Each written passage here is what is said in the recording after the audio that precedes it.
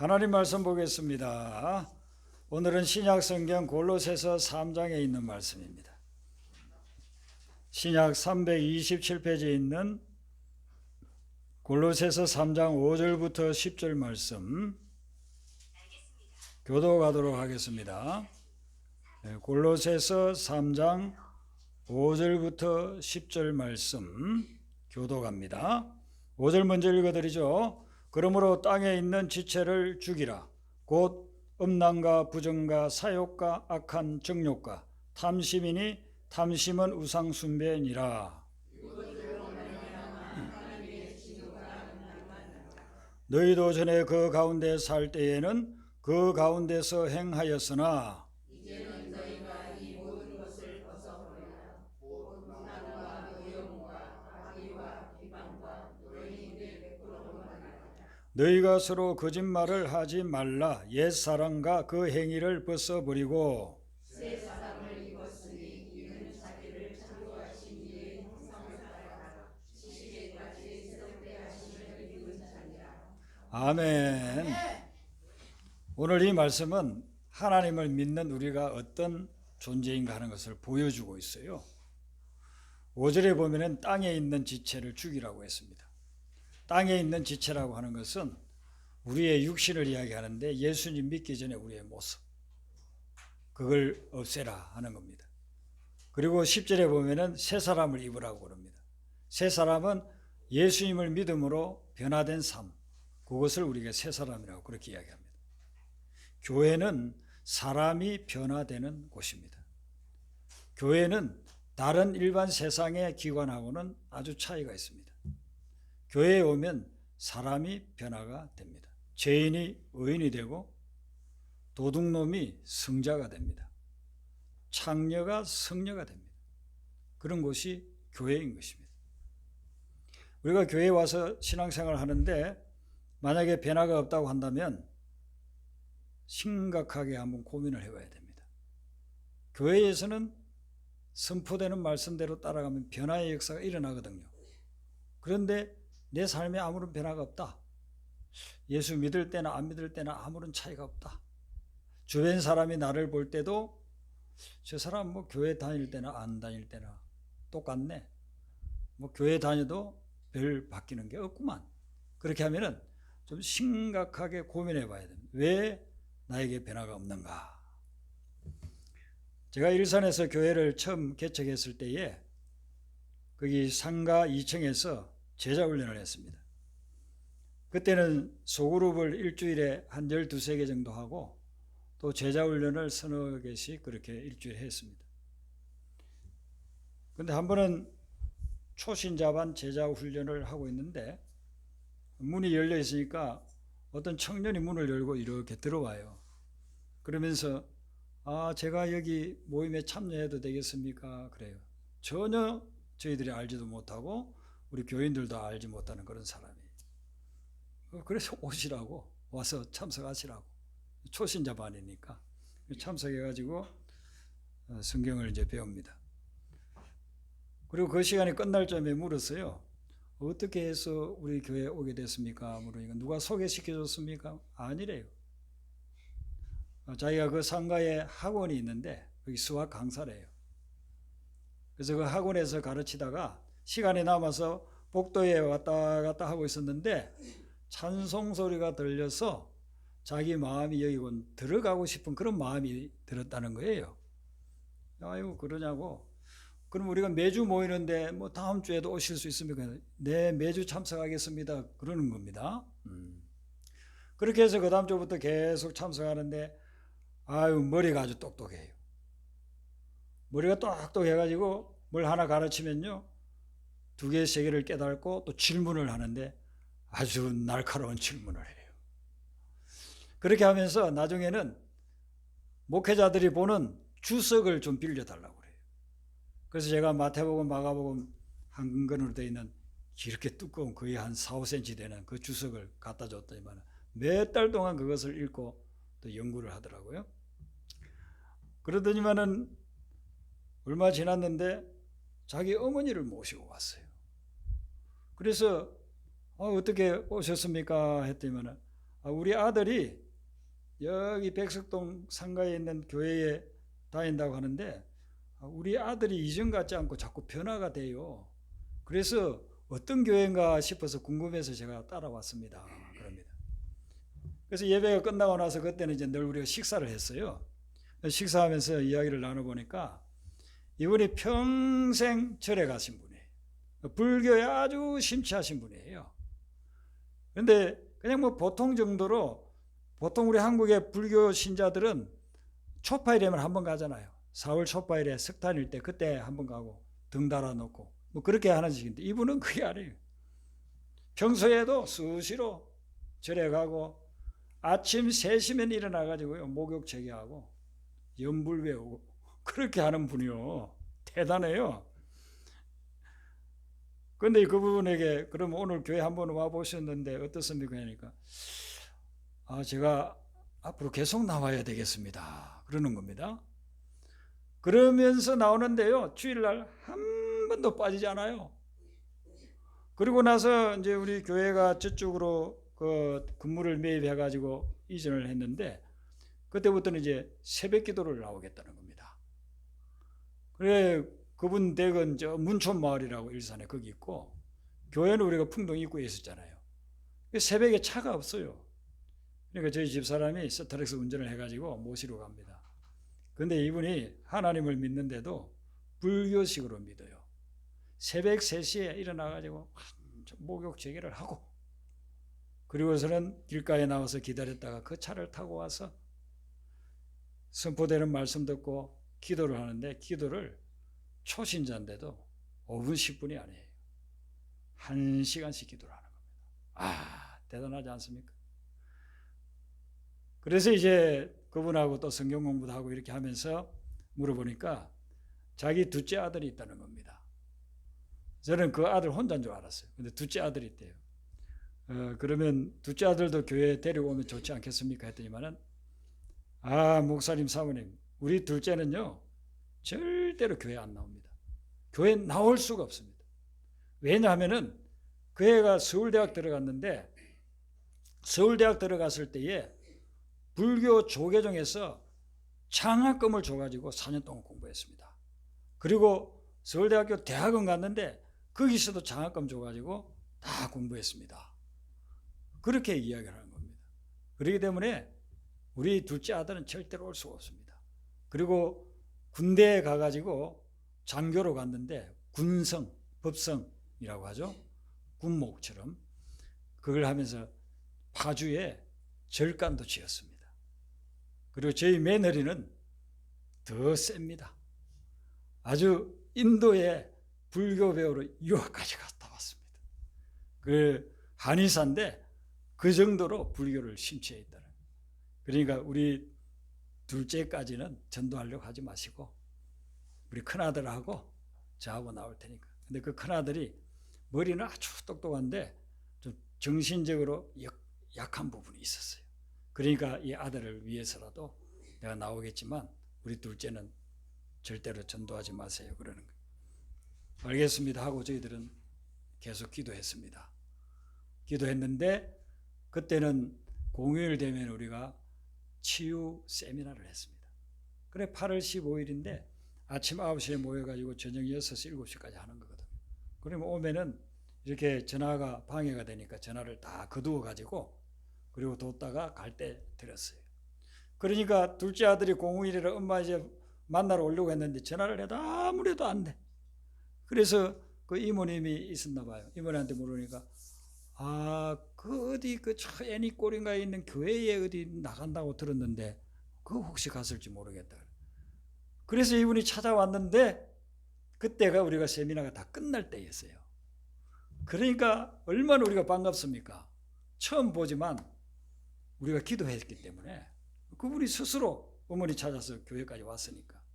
그래서 저희 집사람이 손을 꼭 잡고 기도를 해줬어요. 그리고 나서 이제 헤어졌는데 저녁 밤늦게 전화가 왔습니다.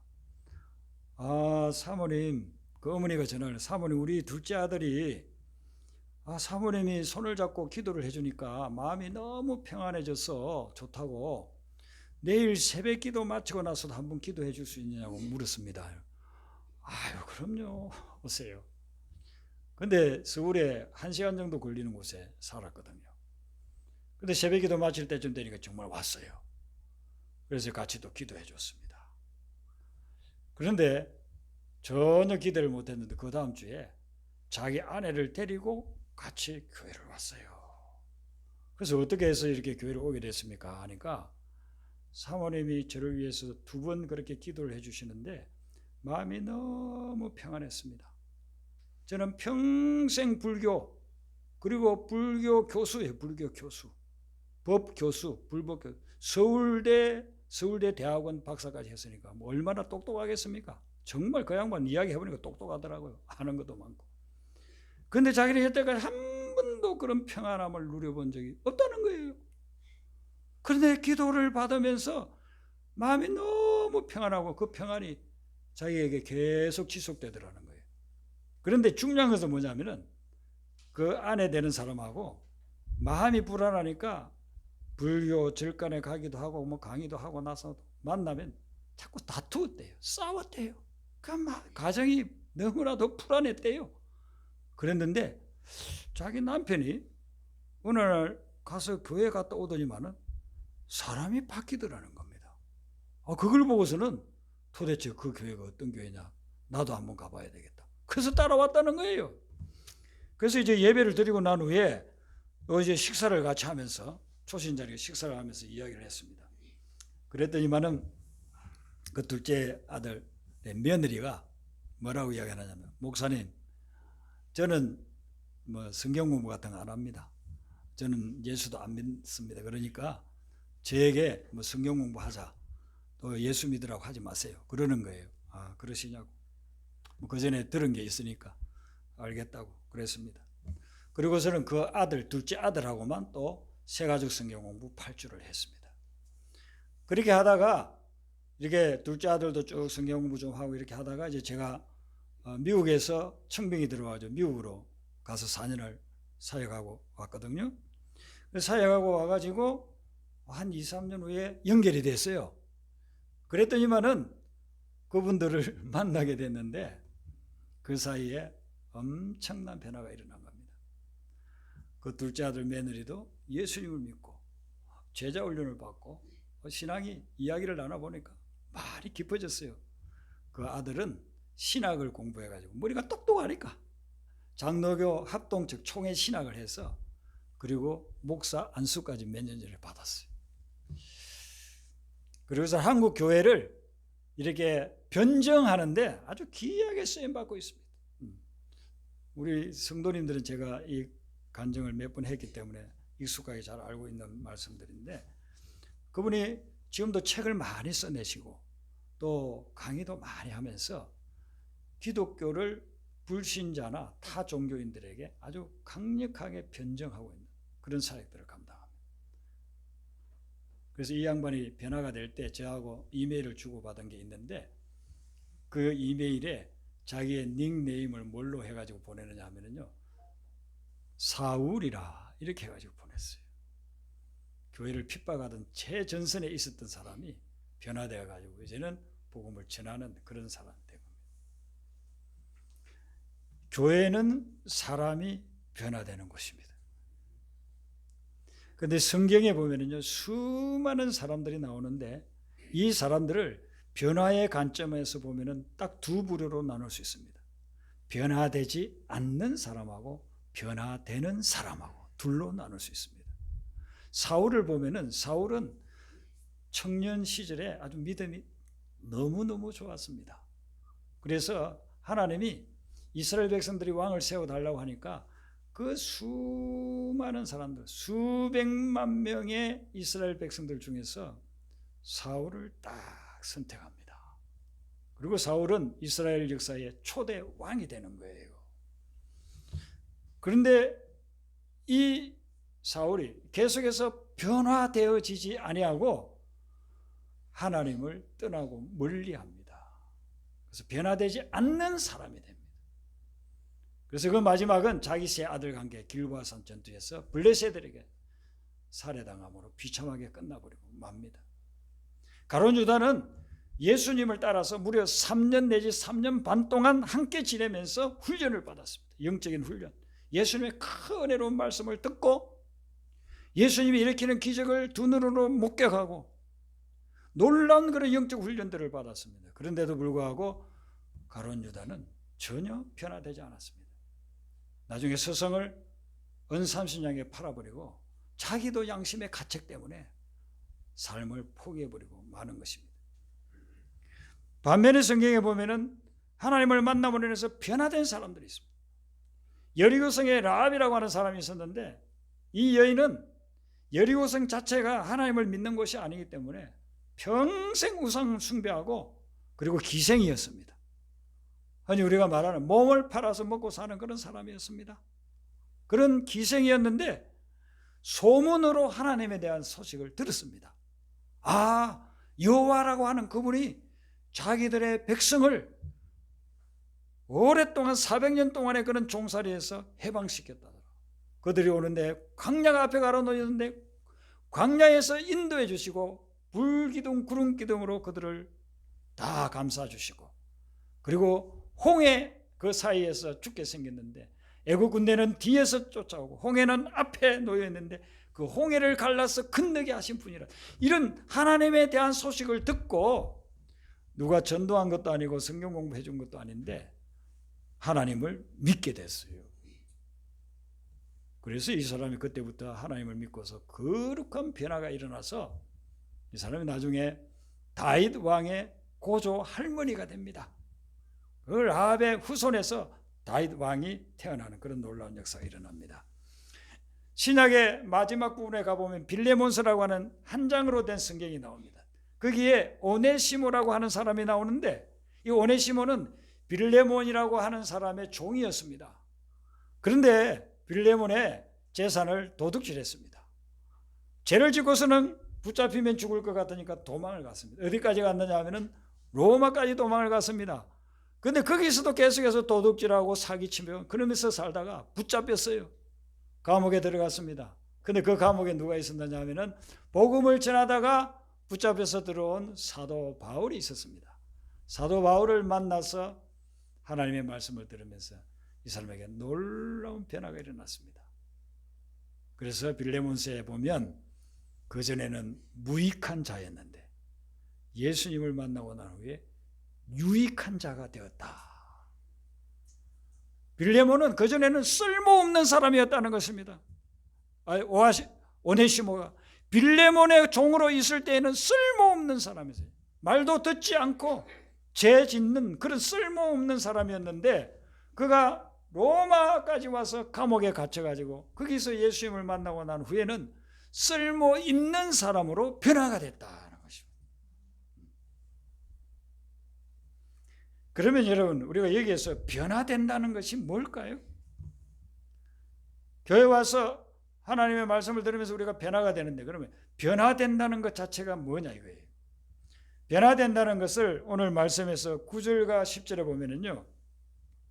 옛 사람을 벗어버리고 새 사람을 입는 거라고 그렇게 이야기했습니다. 이건 뭐냐 하면은요. 영적으로 다시 태어나는 것을 이야기하는 것입니다. 영적 출생입니다. 애가 없을 때하고 애가 태어났을 때 집안은 완전히 달라지죠. 그러듯이 우리가 영적으로 다시 태어나는 것입니다. 그게 변화라는 것입니다. 교회만 온다 해가지고서는 교회 왔다 간다 해가지고 그게 변화가 아니에요.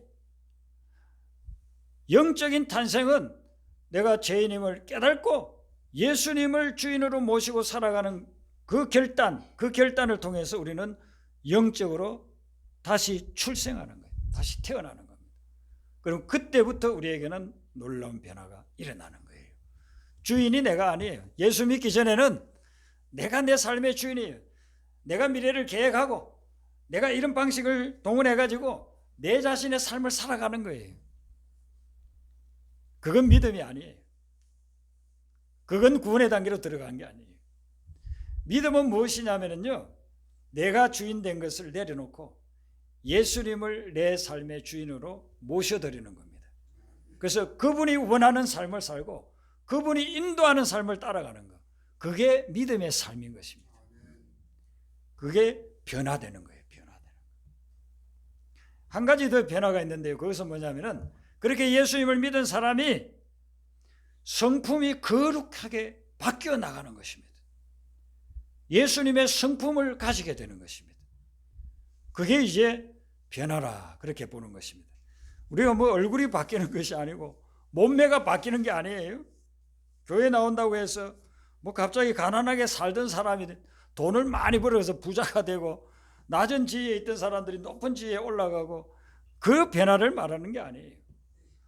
내 성품이 변화되는 거예요. 그래서 베드로후서 1장 4절에 보면은 그것을 신성한 성품이라고 그랬습니다. 그 전에 개역 성경에는 신의 성품이라고 그랬습니다. 인간의 성품이 아니에요. 인간의 성품은 오늘 본문에 이야기하고 있잖아요. 땅에 있는 지체, 음란하고 부정하고 사욕하고 악한 정욕과 탐심, 이런 것들이 이게 바로 인간이 가지고 있는 성품이에요. 그리고 8절에 보세요. 이 모든 것을 벗어버리라. 분함과 노여움과 악의와 비방과 부끄러운 말, 이런 것들이 우리가 인간의 성품에서 나오는 것들이거든요. 그런데 신의 성품은 어떤 거냐?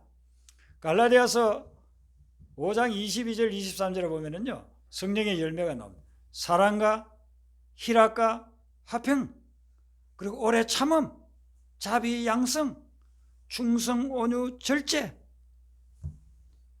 이건 어떤 능력의 차원이 아니에요. 그리고 인간이 가지고 있는 성품에는 이런 것들이 없어요. 뭐 사람들도 사랑하죠. 그러나 그건 아주 이기적인 사랑이에요. 자기 가족, 아주 이기적인 그런 사랑이에요. 그건 진정한 사랑이 아니에요. 성경이 말하고 있는 이 사랑, 그전에는 어떤 사람들을 사랑하지 못했는데 예수를 믿고 나서 주님의 성품을 닮아가니까 사랑하게 되는 거예요. 그전에는 어렵고 힘든 사람들 보면요, 아유 무능하고 열심히 안 살아서 저렇게 사는 거지, 그렇게 손가락질 했는데 이제는 그 사람을 찾아가서 그 사람을 돕는 겁니다.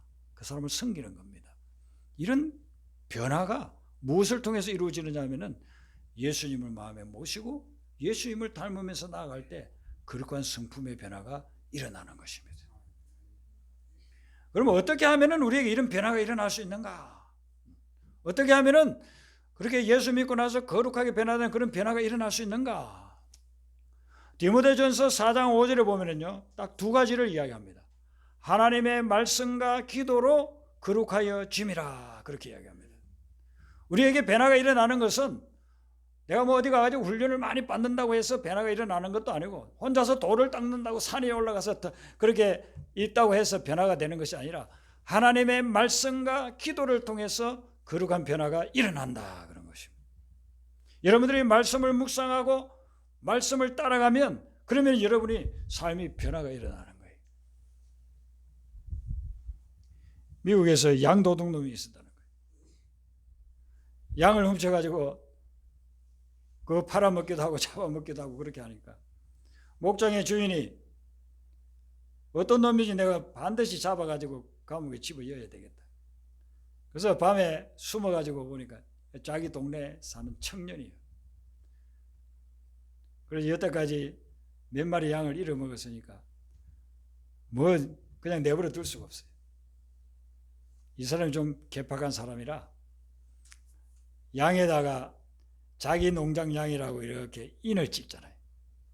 불로 쇠를 데워가지고 그 마크를 딱 찍어 놓죠. 그러면 어디 양이 다른 데 가도 아, 거기 농장 양이라고. 소도 마찬가지도 다 그 인두를 가지고 찍잖아요. 그걸 그 도둑놈 이마에다 찍어버렸어요. 여러분, 이마가 어떻게 되겠습니까? 불에 취하면서요, 양도둑님이라고 그 이니셜이 뭐냐면요, S하고 T, 양도둑놈, thief, 그렇게 해가지고 양도둑놈이라고. 그 다음 날부터는 동네에서 전부 다 손가락질, 저놈 양도둑놈, 양도둑놈.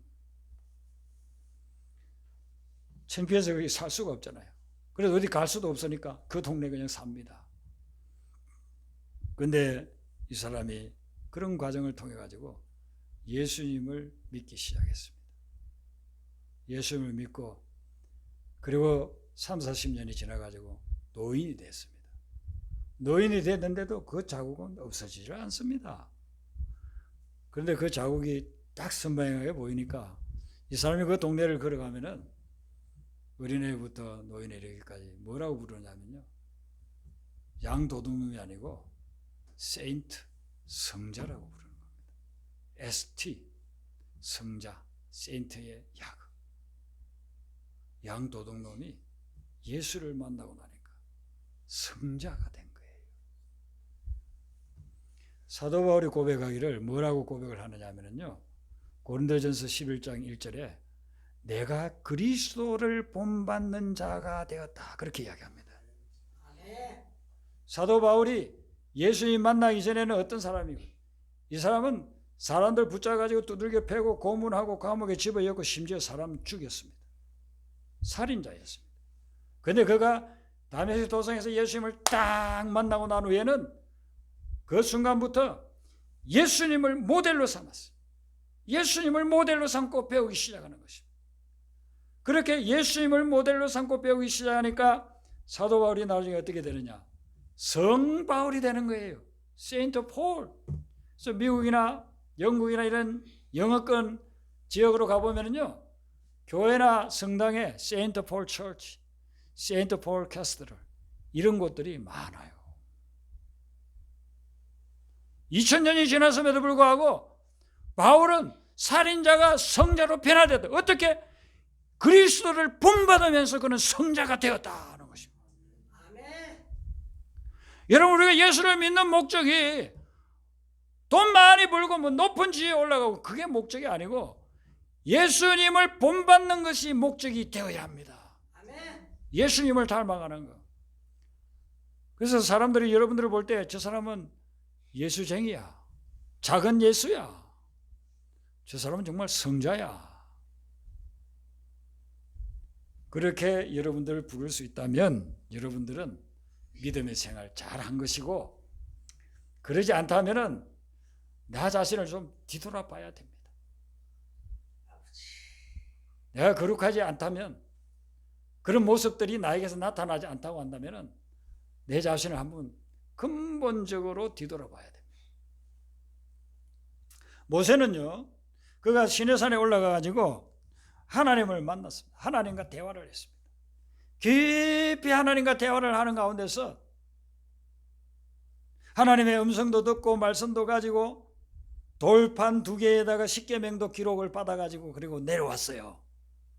그때에 산 아래에 있는 이스라엘 백성들이 모세를 보는 순간 도망을 가는 겁니다. 야, 왜 도망가? 가지마. 도망을 가요. 왜 그러냐 하니까 모세의 얼굴에서 광채가 나가지고 우리가 맨눈으로 볼 수가 없습니다. 모세가 하나님과 깊이 교제하니까 하나님을 닮은 겁니다. 빛의 근원이신 그분의 그 빛이 자기 얼굴에 막 스며든 겁니다. 그게 산 아래에 내려왔는데도 그 빛이 계속해서 나는 겁니다. 놀랍죠? 이는 하나의 영적인 상징으로 우리에게 보여주는 겁니다. 우리가 하나님과 깊이 교제하면, 그러면 우리에게 변화된 모습이 나타난다 하는 것입니다. 거룩해지는 방법이 2가지라고 했죠. 하나님의 말씀과 기도. 하나님의 말씀 묵상하고 하나님의 말씀 자체이신 예수 그리스도를 본으로 삼을 때, 그리고 모세처럼 하나님을 만나서 끊임없이 대화하고 기도할 때 놀라운 변화의 역사가 일어난다 하는 것입니다. 청소년 시절에는요, 누구를 제일 닮느냐면요, 친구를 닮아요. 친구 따라 강남 간다 정도가 아니고 친구를 아주 닮아요. 그래서 친구가 중요한 거예요. 친구가 뭐 이상한 짓이나 하고 다니는 애 같으면요, 그것도 꼭 닮아요. 근데 친구가 정말 거룩하면요, 또 친구 닮아요. 저는 고등학교 1학년 때 교회를 나가기 시작해가지고 거기에 있는 친구들 만나서 많이 배웠어요. 그 친구들은 초등학교 때부터 교회 다녔. 할아버지가 장로이고 아버지가 집사님이고 그런 친구들. 친구를 닮게 되더라. 같이 지내니까. 마찬가지로 우리가 이런 거룩함을 닮으려고 하면은요, 거룩하신 하나님하고 가까이 지내면서 늘 함께 지내는 것. 그게 우리에게 놀라운 변화를 가져오는 계기가 된다는 것이죠. 이걸 이제 체험한 사도 바울이 우리에게 뭐라고 권고하느냐면은 데살로니가 전서 5장 17절에 쉬지 말고 기도하라고 했거든요. 그러니까 쉬지 말고 기도하라는 것은 저도 쉬지 말고 기도 못해요. 목사이지만. 그럼 이 쉬지 말고 기도하라는 이 말씀은 무슨 말씀이냐면은 늘 하나님과 함께 하라는 거예요. 늘 하나님을 잊지 말고 하나님과 늘 함께 하라는 거예요. 남녀가 만나가지고 사랑을 하면은요, 늘 생각해요. 늘 생각. 자려고 하다가도 전화해요. 어디 멀리 여행 가면 또 전화해요. 사랑하면 함께 하게 되죠. 몸이 함께 하지 못하면 마음이 함께 합니다. 잊지를 못합니다. 그래서 서로 닮습니다. 그래서 같이 부부가 오래 같이 살다 보면 사람들이 그러잖아요. 아유, 닮았네요. 말투도 닮고 어떤 데는 얼굴도 닮는다는 거예요. 같이 함께 있으면서 같이 보니까 닮아간다는 거예요. 그리스도를 본으로 삼아서 주님과 순간순간 늘 함께하면서 주님과 동행하세요. 그러면 여러분들에게 놀라운 변화의 역사가 일어나게 될 줄로 믿습니다. 아멘. 이번 한 주간의 삶을 살아갈 때도 세상에서 여러분들 생각하고 또 이야기하고 그럴 대상들도 많이 있을 거예요. 그런데 어떤 순간에도 절대로 놓치지 말고 그리스도를 생각하고 주님을 생각하면서 주님과 한순간순간 동행하면서 주님을 거룩하게 닮아가는 그런 한 주간의 삶이 되시기를 주님의 이름으로 축원합니다. 아멘. 우리 아까 불렀던 찬송 복음성가